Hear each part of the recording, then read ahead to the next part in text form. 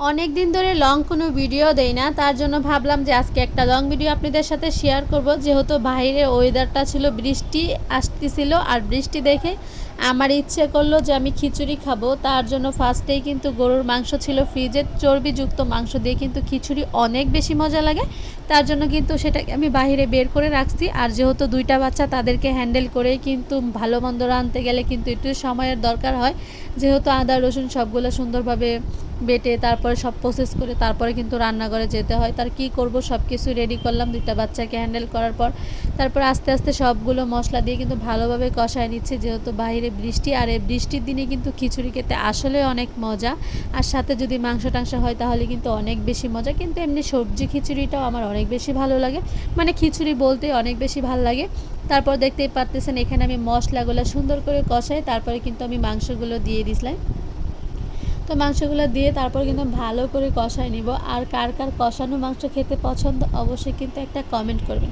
আর অবশ্যই আপনাদেরকে একটা টিপস দিচ্ছি যে প্রতি সপ্তাহে হলেও একটা লং ভিডিও দেওয়ার চেষ্টা করবেন। আমি অনেক দিন ধরে কোনো লং ভিডিও করতেছি না, কারণ হলো একটা লং ভিডিও করার জন্য অনেক বেশি সময়ের দরকার হয়। আর মানুষের লং ভিডিও দেখতেও চায় না, কিন্তু কিছু করার নেই।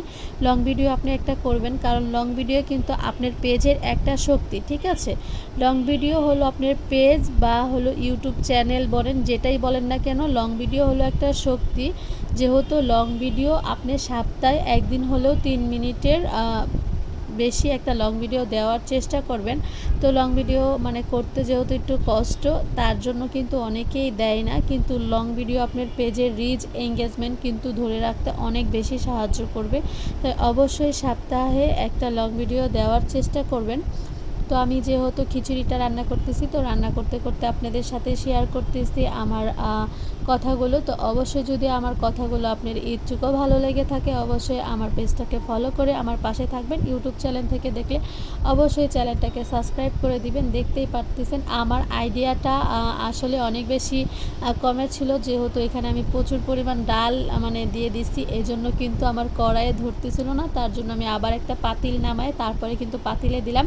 আর এই যে পাতাগুলো দেখতে পারতেছেন, সেটা কিন্তু পোলাও পাতা। দেখতেই পারতেছেন ফাইনালি আমার খিচুড়ির মানে গ্রানটা এত বেশি ভালো লাগতেছিল, আর খিচুড়িটা খেতেও মানে আলহামদুলিল্লাহ